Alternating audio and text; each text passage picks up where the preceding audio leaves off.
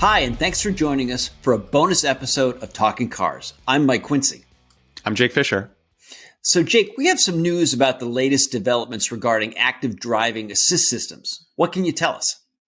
Sure. So what I can tell you is that next month when we announce our top picks, we're actually going to be making some changes to our scoring. So we're actually going to be making some changes to the overall score of cars that have some of these active driving assist systems. So before we get into that, we kind of have to have a refresher of what is an active driving assist system. And these are very not understood systems. Some people like to call them things like semi-autonomous or self-driving. Well, actually, they're not really any of that. They don't drive themselves. What they are systems, you may have heard of, things like, Tesla's Autopilot or GM's Super Cruise, where they do some of the driving task, although they're not driving. You're still the driver. The person is still paying attention. Person is still making sure, making the decisions. What these systems do is they automate some of those tasks like steering the wheel. They actually will follow the lane lines on highways and some roads. And they'll also do speed control. So that's really what we're talking about. Now, we have done a lot of research about these systems. We've talked to a lot of consumers who are using these systems. And the truth is that people like them. They can make driving easier. They can make it just really more stress-free when you're using them when they're really designed to be used. Things like that long, boring highway, stop-and-go traffic. You could really allow the car to really automate some of that task as long as you're really paying attention, making sure what's going on. People like these systems. The problem is that part about paying attention and still being ready, because you could use one of these systems, you could be on a highway, you could drive an hour, and then all of a sudden there's something unexpected. There's road construction or there's a broken down vehicle. You have to be alert. You have to be ready to take over when things are unfamiliar. Really what we're talking about is we are looking to give some points to vehicles that have these systems as long as they do a good job of making sure people stay engaged. And they make sure that the person is actually looking where they're going as long as they're driving. Right. And with these, driver monitoring systems, there's a lot of data that's going to be collected. Now, is there a concern about privacy? Well, sure. I mean, when you think about it, in order to see if someone is actually looking where they're going, we're talking about cameras generally.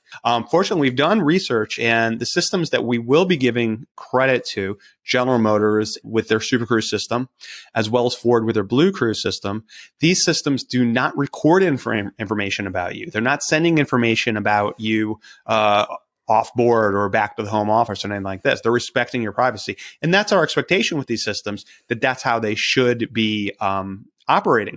The information that they're getting, whether or not you're looking or not, is just for you. It's for you, the driver, and just letting know, hey, your gaze has gone off or something like that, or you've gotten bored and you've picked up your phone and you're looking at it too long. You need to re-engage. And if you're not doing that, it'll slow down the vehicle as safe as possible, or just alert you to get back re-engaged.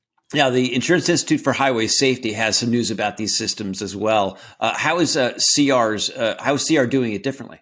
Great question. I almost want to start on, kind of where we're the same. And IIHS and Consumer Reports are both seeing this the same way. We use the terms overtrust.